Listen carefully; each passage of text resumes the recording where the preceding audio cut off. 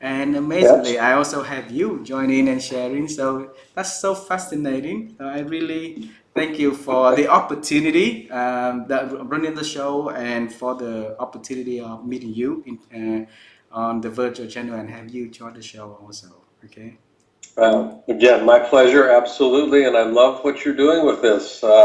These types of stories make a difference. They Thank you. do. Thank you very much. Blaine, there's a lot of people knowing you, but and then there's a lot of our audience would like to and to know you and the works that you do. So, could you please do help us to do the introduction of who you are and what you've been doing, so that we will have an idea of what the amazing work that you do in your history, please. Okay. Uh, I get. I mean, the simple version of what I do, I guess, is yeah.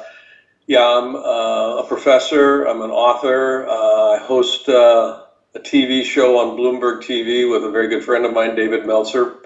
And we talk about what I call the soul of business. Mm, Uh, I've got 5 books that I've written.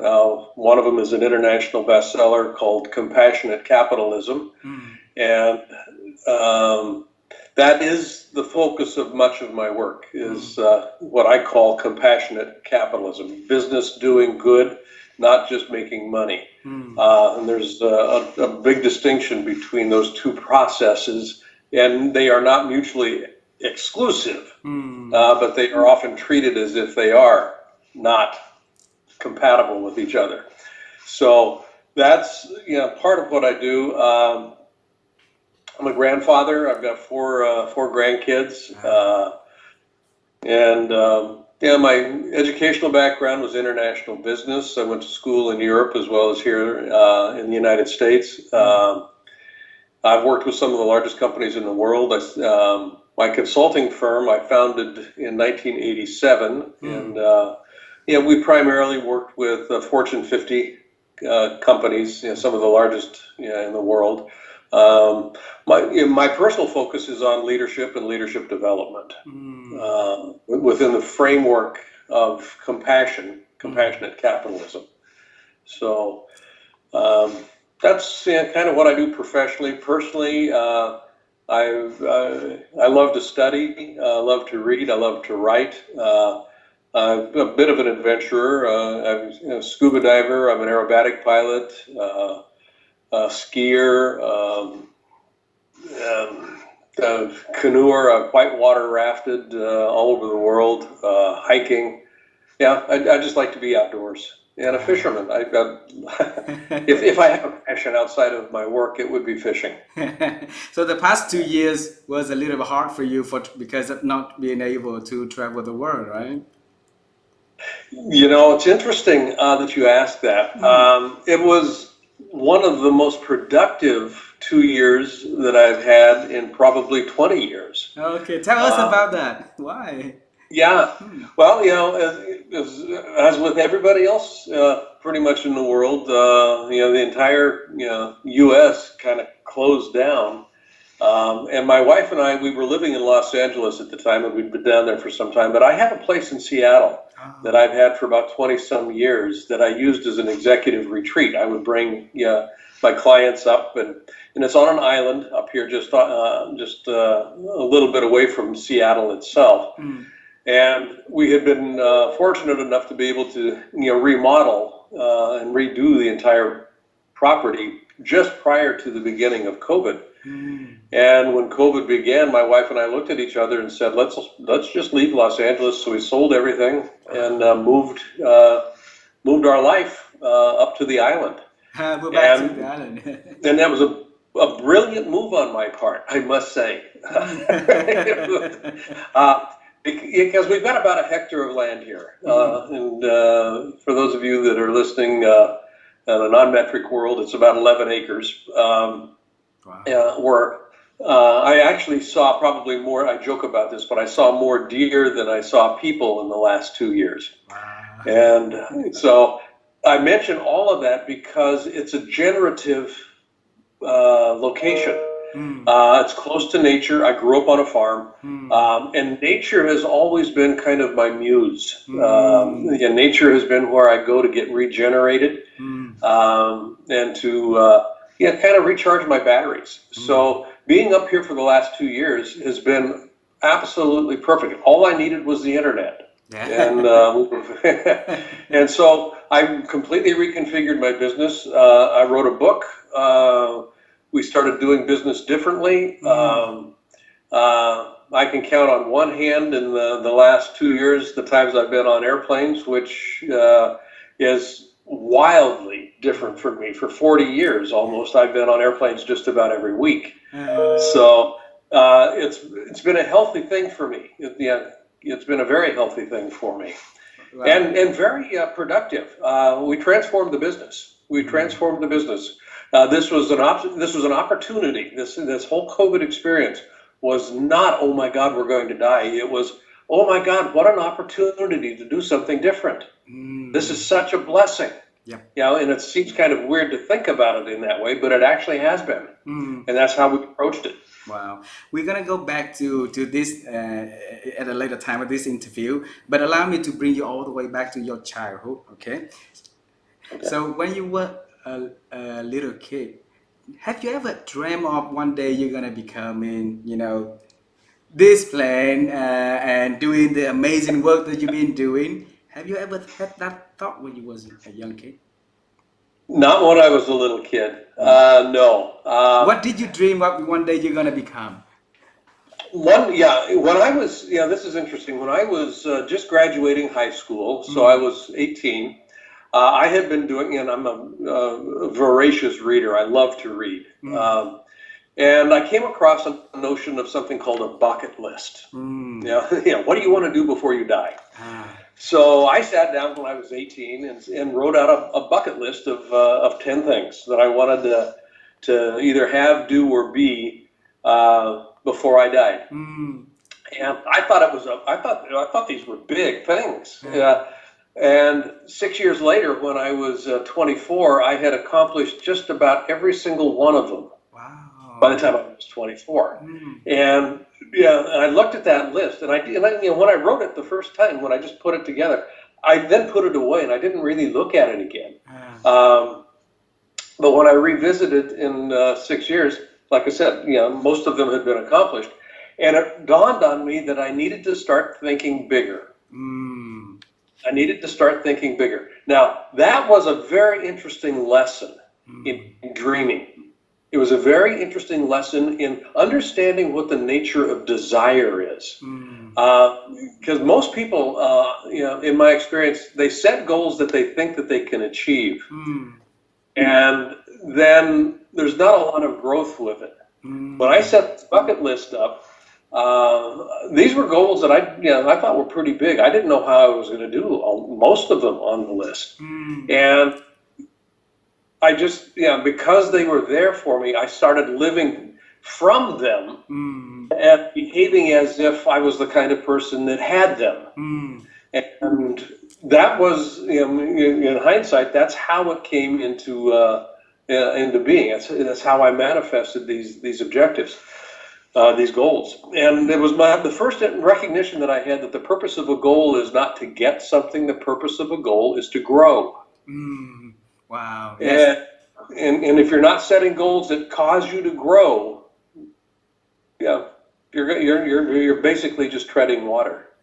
So it means that a lot of us setting the goal is too easy to achieve, so that there's no room to expand and stretch us to the next level. Is that something that you? Yep. Yeah. So I, out of every major that you could study back then, why did you choose to study international business? Well, one of the things that was on my bucket list was travel. Travel. Okay. Yeah, travel, and I needed to be able to pay for it. So Ah. international business seemed to be a good way to do it. Mm. And I've always been fascinated. My dad was an entrepreneur. Ah. He started, oh my goodness, I can't remember how many different businesses. But I've always been interested in business. Mm. So the idea of travel and business kind of combined, and in the opportunity to study international business presented itself. In my junior year at the university, or actually my sophomore year, my second year at the university, Ah, and I took an exchange program and went to school in Europe. ah. And then And I try to do the research on what's next after you finish from school until you open your business and you founding your company. But I couldn't find any articles or any information between the period ah, from 1971 until up into 1987 when you founded Avatar Resources. So a yeah, lot of our audience are curious. So what did you do back then? I started learning, and Mm, when I came out of university, I went to work for other companies, and mm, the first one was a newspaper. I started learning marketing mm. and advertising, Uh-huh. and then went from there into the personal transformation world. Mm, Yeah, and at that time, this was the late 19 or mid 1970s, early 19 or late 1970s. The personal development movement was mm, just taking hold here in the United States, mm. and I took one of the programs, one of the training programs, and just I was lit up. It was kind of like, oh my God, there's this is amazing stuff. How can people not know about this? Uh-huh. And it was all about how do you grow as a human being. Mm, And so I went to work with this one of these companies and ended up being one of the senior leaders in the company. And that took me up until the early 1980s, and then I went to Japan mm, as a consultant. I started consulting, and we ended up developing what came to be the largest consultancy in Asia at that mm. point in time. Wow. Um, and so I combined my curiosity about business, my which the consulting certainly led to it, and also my education, just in terms of I got a securities license, Yeah. mortgage banking. So I learned about finance. I mean, not just reading it, but I actually went to work in these fields to Mm, learn about it. mm, And then in 1987, I founded my company. mm. Uh, I was working for a consulting firm, and I'd gone as high up in that consulting firm as I could go, and said, I'm going to do this on my own. And so I left in 1987 and started my own company. Mm. What gave you the confidence that you open a consulting firms, then you're gonna win? You're gonna Let's put it this way. I have a lot of friends who are very successful at companies, like multinational companies. They get into VP level, even like institute level. But then one of the things that stop them from there is that they always dream of being an entrepreneur one day. So, but then being in the companies where you got everything is very stable, and going to be on your own business is something uncertainty, right? So back then you were at the high level in a consulting firm, and then you decided to, well, take a leap of faith and start your own business. What was the reason that what was the courage that makes you doing that? Yeah, that's a great question. Part of it is mindset. Uh, Mindset, okay. Mindset is a very important part of that. But also, I mean, and mindset gets developed through observation. It gets developed through family of origin, through Mm, belief systems that come into place, all those sort of things. And I mentioned my dad was an entrepreneur. mm, He would just, he would get a wild idea and he would just go do it. ah, And so I had a role model mm, that kind of served me well in that regard. Um, and for me, and it's interesting. You mentioned courage. Courage is misunderstood, I think, mm. How? in some interesting ways. Mm, When people act courageous, basically what they're demonstrating is that something is more important than the imagined fear that mm, they are encountering. mm, Something else is more important. So mm. it looks courageous, but all they're doing is following their dream. All Ah, they're doing is saying yes to that pull that comes from inside. Yeah. Mm. Yeah, when somebody tells me I should go do something, yeah, that's not going to be enough. It has to come from inside. Ah. Has to be, and yeah, it has to be connected to life wanting to come out. Mm. That's more important. I And see. when I followed that, it always worked. So for my company, it was kind of like I had this thing kind of bubbling for a while. It was Ah. just kind of, and yeah, the power to do it. Power is born out of desire. Mm. So the stronger the desire, which is, this is more important than anything else that I can think of. Power comes with that, and with power comes the ability to just do what you need to do to get where you want to go. Mm. I got it. So it's coming from the inside that tells you that you can be successful and go and pursue that. Otherwise, if you're not doing it, you're going to be regret of not doing that, right? The Yeah. regret of not doing is even more than the fear of failures. So that's what I can assume in and translate into my understanding then. Yes. Hmm. But Yeah, that's how that works. Yeah.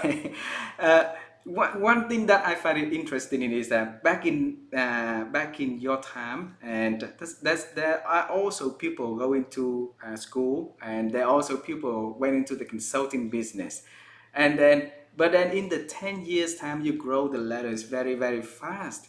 What set you different from the rest of the people?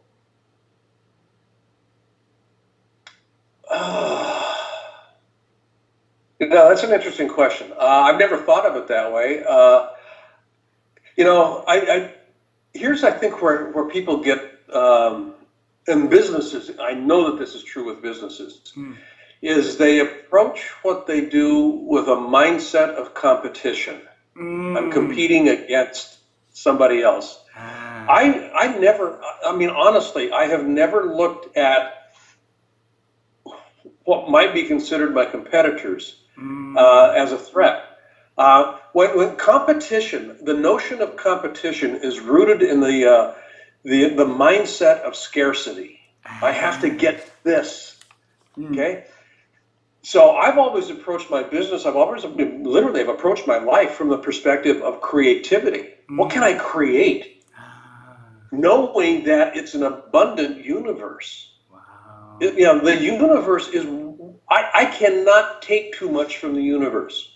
There Mm. is more, it's always regenerating. It's Mm. always more. There's always more. And life seeks more. This is one of the great lessons I learned from nature. Mm. There's nothing in nature that doesn't aspire to be more. And Mm. it's not about competition. Mm. Yeah, the tree in my outside here, it isn't concerned about the tree next to it competing with it. Mm. Both of them are just concerned about being more of what they are. Mm. And they come from a position that there's plenty of riches, there's plenty of nutrients in the soil, there's resources available. So I guess if there was anything that set me apart, I've never competed. Ah. That's just not something I do in business. I do not compete in business. Mm. And at what age in your life that you start realize that you're not compete with anyone and you go on your own way and be more creative in creating values and instead of putting the energies and effort into competition? At what age in your life Hmm. do you start getting that stage? I think it started to appear in my late 30s, early 40s. It was after I Mm, started my company. mm, And I had been, like I said, doing a lot of consulting yes. with large companies. Mm, And most of these companies competed. And what I was noticing was how toxic that process was. mm, And by toxic, I mean um, there was a lot of shaming that was mm, involved, that people didn't hit their goals, didn't hit their numbers. I mean, goals were arbitrary. mm. People didn't have usually they didn't have a say-so in the development of the goal. They were just handed the goal and saying, okay, your department's goal is this, go do it. Your Mm, team's goal is this, go do it. mm. And by the way, you've got scarce resources, so you need to compete for the resources. Uh-huh. And the toxicity. in the business environment, Mm. I mean, it squashed the human spirit. People would Wow. come to work. Mm. I mean, truly, they would come to work alive. Mm. I mean, just kind of joking and whatnot until they got to work. Mm. And then they would become somber. Then they would become serious. Then they would become, yeah, anything but alive in the Mm. truest sense of the word. Mm. And I scratched my head and went, that's interesting. What causes that?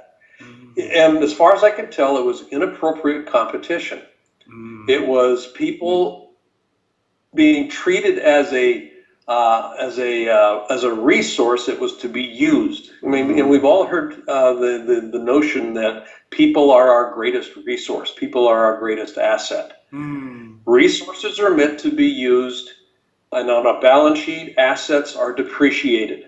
So Ah. in most business environments, people feel used and depreciated. Make Mm. no mistake about it, Yep. because competition is part of the dynamic in there, and it's not about renewal. It's about replacement. Mm. If you're not going to do the job, I can replace you. So Yeah. that lends itself to competition, scarcity thinking, Mm. fear. I mean, Mm. all of these things. So uh, when I was consulting, I mean, this is, and I'd like to say there was just a moment where, aha, it Ah. happened. It was gradual. It was Ah. gradual. And there was a point where I just went, business can be done differently than this. Mm. Yep. And life can be lived differently than how most people live it.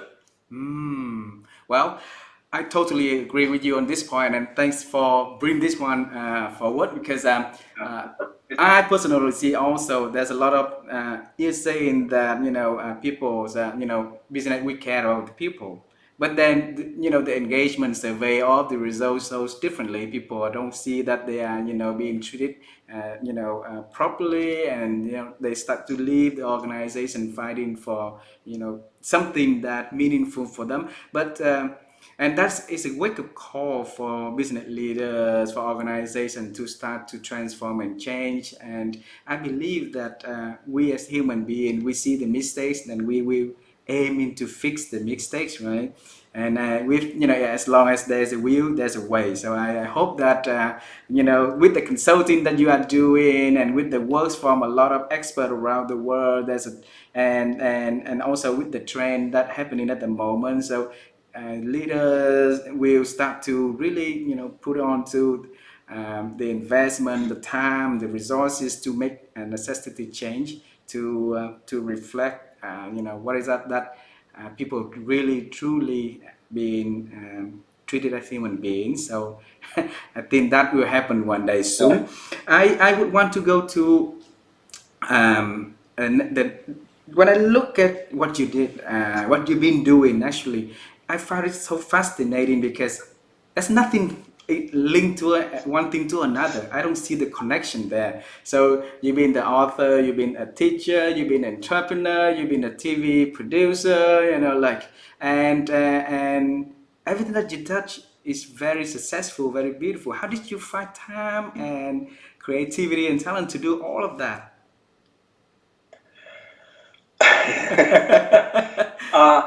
It it's interesting.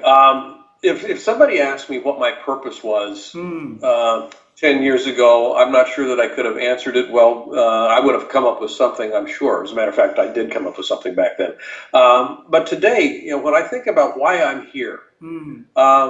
yeah, my purpose in life is to teach. Hmm. Yeah, and I don't mean in the context of school. Hmm. I mean in the context of how do you live a sustainably successful life? Hmm. There's a science to living a sustainably successful life, and I want to teach people how to do that. Hmm. So this is where all of these different things that you talk about come into play. Hmm. It's I can do it through writing. I can do it through consulting. I can do it through the coaching work that I do with clients. I can do it through television production. Hmm. I can do it through my podcast. Hmm. These are all just modalities that I use to teach. Hmm. And yeah, I'll take advantage of any and all of them. And And the advantage for me is I get to learn something. Yeah, Mm. because when I move into a new domain, like television right now, this is not something particularly, the way that it's being done in the world today. I knew nothing about this, Ah. and I'm having absolute ball. I'm learning, and we're being successful with it. We've got different things that are, kind of coming online. The same is true with the podcast. I just had an idea about doing a podcast. I'd heard about podcast, and this is when COVID began. Ah. So well, I'm going to do a podcast. Yeah, how do you do one? Well, you need to get a guest. Well, who do I know? so, so I just started doing it, and we just published our 100th episode. Yeah. And we've got some pretty good. It's pretty good. We've got some amazing guests on the podcast. Just some amazing people. And again, I get to learn. And if I'm not learning, I can't teach well. Ah. So I need to. Part of it is selfish. I look for ways that I can find things to learn that I've never known before, Mm. and then I can connect the dots in different ways. I see, I see.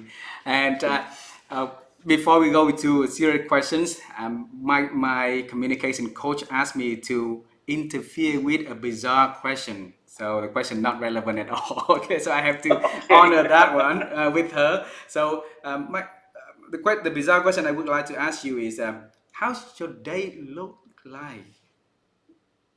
Oh, my day. Yeah. It's the beginning of the day is pretty structured, Mm. uh, and then it just kind of unfolds, Uh, not without a structure to it, but it's the beginning is important. How things begin is always important. mm. So, I'm usually up out of bed around 5 in the morning, 5 in the morning. and the first thing I do is I've got meditation, and it's Mm. not a long meditation. It's about a 15-minute meditation practice, Mm. and then I exercise, Mm. and then the exercise is about 45 minutes. So Mm. that first hour is meditation and exercise. Mm. And then I come down into the office, or into the kitchen in the office. I've got a home office here, so I love coffee. So Mm. I've got just this wonderful espresso machine. So I've got a little ritual. I make, I grind and make my first Americano, this cup of coffee Mm. that I sit with, and then I come into my office and I read, and Mm. I'll read for about 40, 45 minutes to an hour. And by reading, it's usually something that I'm studying. Ah. Um, and I'm right now I'm studying a book that I first read. Oh, good Lord, probably 25 years ago. But I'm revisiting it again, and I've been reading it every day since the 1st of December. What's the book's name? So it's called The Science of Getting Rich The Sign Getting by Rich. The Science of Getting Rich by Wallace Wattles. Ah. And so I'm studying that book. It's a brilliant book. It was Mm. written in 1910, Mm. and the book is actually mistitled. It's called The Science of Getting Rich, but it should be called The Science of Sustainable Success, Sustainable because success. it's the blueprint for how you sustain success in life, and the consequence of that is richness. Yeah, Mm. both material but also emotional and spiritual. Mm. Yes. So I'll read, and then off of the reading, so 5 o'clock up, by 6 o'clock I'm reading, by 7 o'clock, which then kind of begins my day, and I begin the day with some writing, Ah. and that is usually half an hour. So by 7:30 I'm pretty much ready to go with the day, and I'll start answering my emails, and I don't take client calls until after 8 o'clock. Mm. And then that just kind of opens things up. So, So the but first every part. morning starts that way. Every morning starts that way. Okay. Thank you And for it just gets answering me on a that. solid foundation for the day. Thank you for answering that. Blaine, that's one word that you mention a lot in your works and in the conversation today. It's sustainable. Okay, and it leads me to the when I look at the books that you write, just like everything that you do is, you wrote the book about coaching, you wrote a book about finding inner strength, you wrote a book about like recently I think that there's a book about employee engagement, and but there's a Mhm. book that bestseller is the Compassionate Capitalism, the one behind your back, right? Okay. Yeah, over here. Yeah, Yes, yeah, and in there, there's the one thing that it talks about business, that the purpose of business is to uplift the experience of existing. It's not about making the money. How did you come up yep. with that ideas to write and to live by, to talk about though? Is our internet connection okay? Yes. Oh, okay. Oh, hold on. Looks like something went wrong. We're trying to get you back into the meeting. Are you back? I'm here. I can hear you. Can you hear me? Okay. Yeah, I can Okay, hear I you can just see you fine. now. Okay. Okay, our quality just, Okay. I I don't know can. if that's you or me. I don't know, but I can hear you very, very well. Can you hear me? You can. I can I see can hear you. you now, yes. Okay, I think we're getting, okay. I can Just a hear little, you. I just a can see little you. internet difficulty there. I love high tech. But did you hear my question? Were you able to, Compa- yes. Compassionate capitalism. Yeah. Yeah. The purpose of business is to uplift the experience of being alive on the planet. I Mm, really do believe that that is the purpose of business. mm, Um, Businesses are started because the founder has an idea that they think will benefit somebody. It's mm. that simple. I mean, Yes. I have an idea of a service or a product that I think will benefit whoever is going to buy that service or product. Mm, And by benefit, I mean whoever buys it actually improves their life in some way. mm. Okay, so when you get rid of everything, you come down to what does a business do? Well, they make a service or product available so that somebody's life is better. Mm, The purpose of business is to uplift the experience of being alive on the planet. mm. So you take that and you broaden it out. How you conduct your business makes a difference. And if you're doing this well, people will, you will never lack customers. Mm. And as a consequence, you will be making money. But if you start with the idea of making money first, you're not paying attention to, is this benefiting anybody? Mm. That. And then the business is going to go, I mean, the product is going to go away, the business is going to go away. But then I started expanding that, and that's where the book Compassionate Capitalism came from. Mm. When I look about uplifting the experience of being alive, who is that for? Is it just the person that buys the product, or is it my employees? Mm. Is it my suppliers? Is it my banker? Mm. Is it my investors? The purpose of business is not just product Mm. centric or service centric. Mm. The business is a large entity that Mm. has ripple Mm. impact. Yes. It touches many stakeholders. Mm. So a highly effective business leader, in my estimation, is one that is paying attention to these different stakeholders. Mm. Is the way that I do my business beneficial? Not Mm. just is the product beneficial, but is the way I do business Mm. uplifting the experience of being alive by those that are touched by Mm. my business activity. So I start designing products for recycling Mm. as opposed to disposability. Mm. So we start to eliminate plastic. Yeah, Six. because plastic is thrown away. I mean, Uh-huh. that's a simple example, Uh-huh. but that's compassionate capitalism is taking care of the whole. Mm. I really find it intrigued because we have a chance to work with quite also a lot of clients. Okay, and as much as I love clients, that's the sides that they do that I also would want them to improve, and I'm not gonna names here, but I see that when earlier our conversation you also say that leaders give the employees more targets, like less resource, and then you still have to hit the target, but with less resources. And then even with supplier, right now we see like big companies going with a lot of policy towards suppliers that you have to get this certification on your own cost. You have to bear the financial obligations of getting longer payment terms. And as business leaders, there's a lot more obligation, more KPIs that as managers, senior managers, and leaders needs to own on this themselves, so that the margins can be higher, the turnover is lower. So there's always expect more in a beneficial way for the organization, in a sense of like when to make the statement, the executive statement looks nice, right? And I think it goes not in line with the compassionate capitalism fundamental that you are creating, you want organization to head to. And how do you come to have organization to redefine what they do, realize that things that they do is not creating a sustainable way, and they can change back to where it's more sustainable though. Mm-hmm.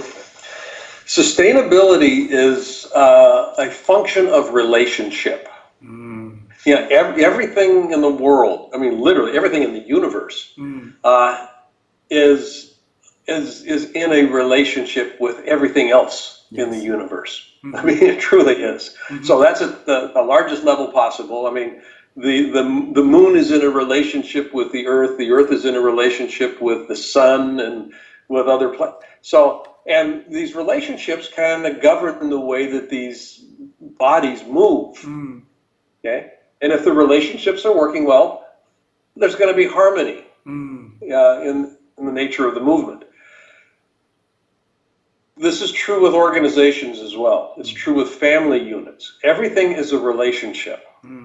And if the relationships are working well, the organization is probably going to be very successful. When organizations stop being successful, it's because one or more of the relationships are starting to break down. And these are relationships not with just individuals, my relationship with you, my relationship with my boss. It's also a relationship with vision. It's relationship with value. It's relationship with money. It's relationship with offices, with parking places, with chairs that I sit. I have a relationship with my chair. If my relationship with my chair is not good, I'm uncomfortable. If I'm uncomfortable, I'm not as productive as I could be. And I don't want to sit at my desk. So I've got a very comfortable chair. I've got a great relationship with my chair. Now, that's an exaggeration, but this is how sustainability actually works. So to the question of KPIs, to the question of higher and higher standards, holding people to accountability, I come from a mindset that says everything wants to grow. And growth, by definition, is not comfortable. Okay? Growth is not comfortable because it stretches me. It moves me beyond the familiar into unknown territory. So when I'm working with a supplier, as an example, I want to be considering how are they growing and how can I facilitate their growth as we as a company grow. The more we grow, the more we're going to be requiring from them at a higher level. So rather than a punitive KPI, it actually becomes a generative KPI. Generative KPI. It's a generative KPI. We're setting these KPIs, we're setting these standards in place because we are growing to a different level. And that begins to inform who I select as a partner. If I've got a supplier that is not interested in growing, being better, improving, I'm probably not going to want them as a partner. Mm. I'll seek out another supplier. I'll seek out another partner. Mm. So, this idea of being a steward for growth, being Mm. a champion Champion for of growth. growth, Mm-hmm. not growth at any cost, but growth that is designed to improve, enhance the quality of life. Mm. I understand, yes. So, Yeah. but growth by what percentage to create sustainability is a question that I'm concerned in. For example, uh, organization would definitely want to grow so that they can serve, because the purpose of the organization is to uplift the experience of existing, right? So it's to serve clients and to serve the community. And then, but if the employee is not growing this in the same relevant speed of growing, then again, the relativity of the growth for the employees, is not up to uh, the expectation of the organization. So how do you help business leaders to set expectation right? So it's not too small, but it's ambitious, but it's not Mhm. too big that that gonna jeopardize the whole operation and the need of that. Where do we find the size of, like, well, earlier you said the size of, uh, I could not articulate that word, but um, that's one thing that you mentioned earlier. Like at least the relativity, and that's a sign of KPIs or something. Mm. Generative. It's the idea of growth. I mean, everything does grow. If Mm. it's not growing, it's going to be, yeah. There's a phase. Yeah. If I'm not growing, I'm stagnating. If I'm stagnating, I'm going to be dying. Mm. Okay. Yes. So I want to be continuously in the process of growing in some way. Mm. The question is how fast Yes. How and how fast? much. Mm-hmm. How fast and how much. And that's going to be dependent on the organization, the environment, a number of different things. But more importantly, it's going to depend on for the sake of what. Mm. This question of for the sake of what. I want to grow for the sake of what. Mm. That question needs to get answered. Mm. I want revenue increase of 40% this year. For the sake of what? Well, Mm. that begins to articulate very specific outcomes that I can then say, is this actually meaningful to my people? Mm. Okay. Behavior is always generated off of meaning. People never behave in ways that are counter to the meaning that they make up about it. How I describe something determines how I feel about it. Mm. How I feel about it generates my behavior. Mm. So if I want people to do more, as an example, Mm. yeah, what I'm looking for is for them to change their behavior so they're more productive. Mm. That's a crazy thing to focus on. I want them to understand what, the for the sake of what. If I can change the meaning of what we're doing in their minds, it starts to change how they feel about it. When how they feel about it starts to change, I'll see a shift in their behavior. I Mm. see a change in behavior because the meaning has now been shifted. Mm. This, you mentioned the book about employee engagement. The way that you get and keep people highly engaged, emotionally engaged in what you're doing as a business, Mm. is you have to have ways to connect personal meaning to the business outcomes. Mm. It has to be made personally meaningful. If we hit this target, what does it make possible for you that you wouldn't get to have, do, or be if we Mm. didn't do it? Mm. So it And had to come that's back. a personal question. Mm. So if I've got 20 people on my team, I may have 20 different answers to that question. Mm. But it's what's important is that each one of these 20 people now have a way to say that goal is meaningful for me because Mm. I see how I benefit. I I see see. how my experience of living is uplifted when we Mm. hit that target. Mm. Interesting. Thank you for sharing that. I But how can we, if an organization is too big, there's so many people, so many different things for leaders to be worried, to be doing, and then how can, we customize the experience, the happiness index, that what I think, to make the employees feel like that, okay, they are happy, they're engaged, and it's hard though. Oh, it is. It Mm, is. One person isn't going to do it. This is why I came up with the way that I define leadership. Yeah, mm, and this is applicable to large organizations, and this is why I actually defined leadership in this way. Leadership is not dependent on role. It's not mm, depending on title. mm, Leadership is an activity. mm, Yeah, everybody's a leader because everybody's always causing movement in some way, shape, or form. When you show up to work, people have to organize to accommodate you coming to work. mm. They have to make room for Yeah. you, so to speak. Yes. Okay, so you're causing movement. The question I want you to be focusing on is that movement effective in getting what it is that we say that we want? If people are moving away from the goal, Or heading if they're toward. having, if they're bumping heads, if they're doing, that's not effective. I want effective movement. Mm, So the way I define leadership, it's got two pieces to it. mm, It's the activity of co-creating mm, coordinated movement. mm, I can get coordinated movement in an organization if I've got a big enough stick or a big enough pot of money. mm, Uh, okay, that's external motivation. I mm, can get coordinated movement, but it always shows up as compliance. I'm doing this because the boss said I have to. There's a mm, have to involved mm, with it. mm, This is why co-creation becomes important. mm, Co-creation, ownership transfers. mm, You're in it, and I'm in it. I see the value, you see the value. We mm, both value that outcome. mm, So it's now co-created in mm, our minds, in our mutual minds.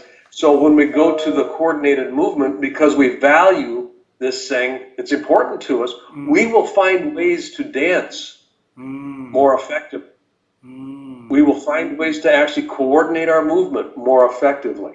mm, Co-creating coordinated movement.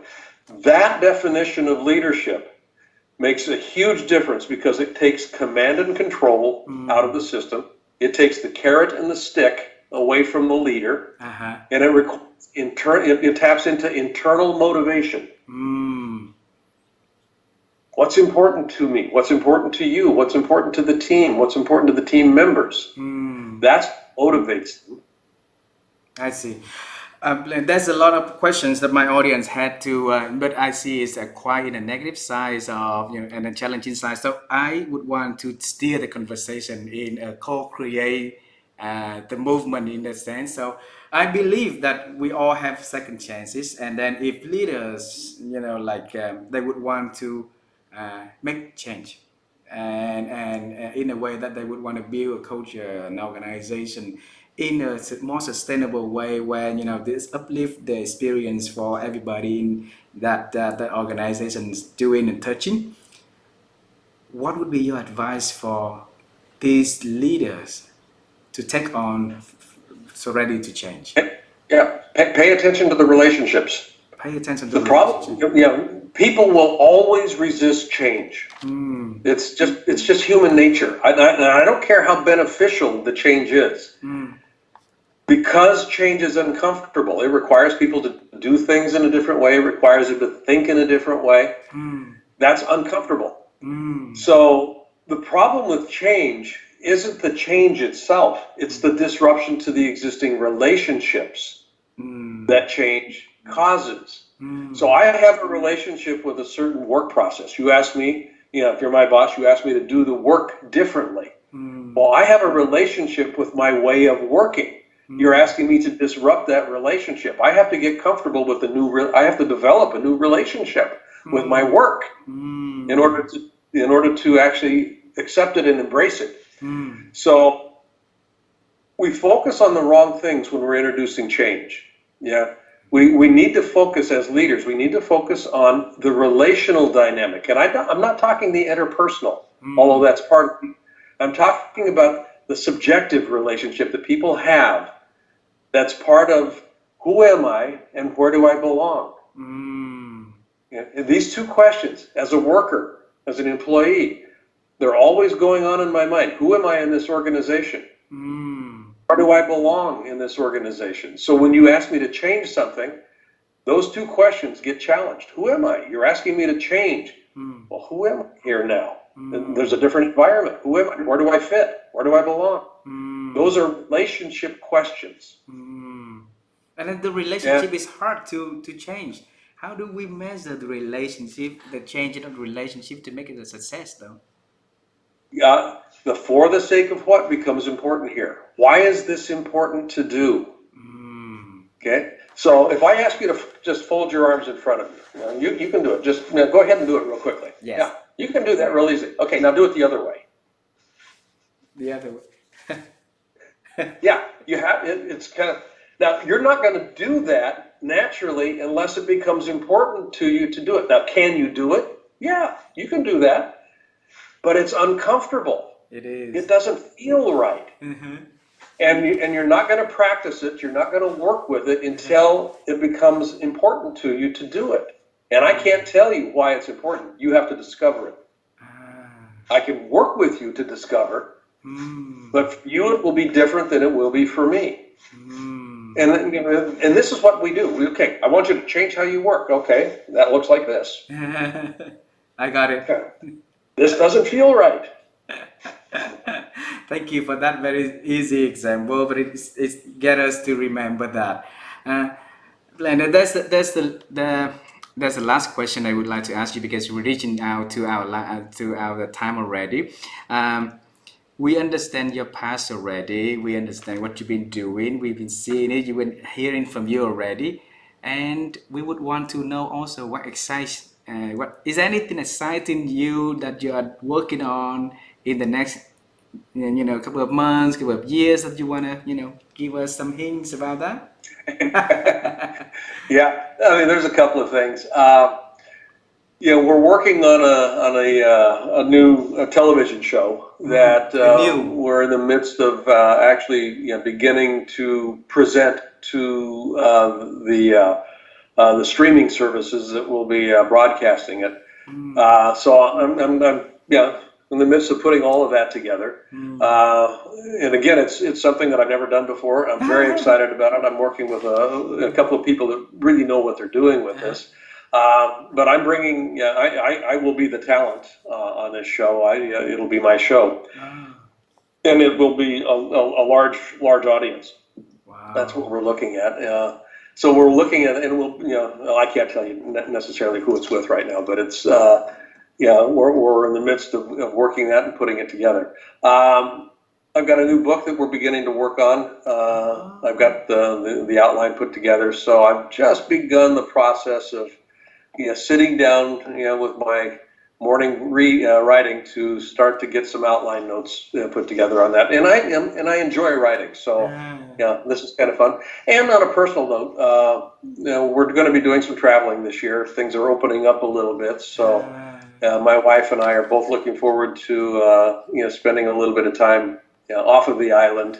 And yeah, Any plan to travel to Asia, to Vietnam, for instance? I would love to come to Vietnam, but right now we're going to be going. Well, we're not going to go to Africa. We go to Africa every year, but that's not been possible. My wife runs a foundation, Mm, and we do a lot of work in sub-Saharan Africa. mm. Um, but we're going to be in the UK. We're doing some fundraising for the foundation in Wow. Europe. So that's kind of a working holiday sort of a thing.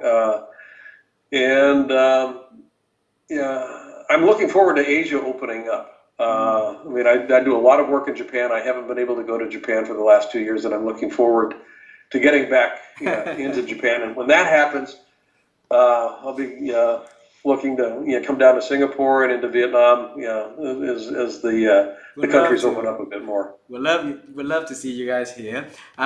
So congratulations on all the things that you are doing. We wish the TV show going to be a huge success. And then Yeah, and then I also wish that whatever you write next will have a lot more impact to many many people like you've been doing, and we thank you for doing all the good works. Okay. My pleasure. Absolutely. Thank you. Okay. Thank you very much for your time. We appreciate it. We appreciate all of the works that you share with us today, and we wish you, your family, all the best. And we love to see you one day. Okay. I appreciate the opportunity to speak to you, and hopefully your audience found value in this. Thank you. Absolutely. Thank you very much. Bye You for bet. You now. You take have a care. wonderful Bye. day. Okay. Bye bye.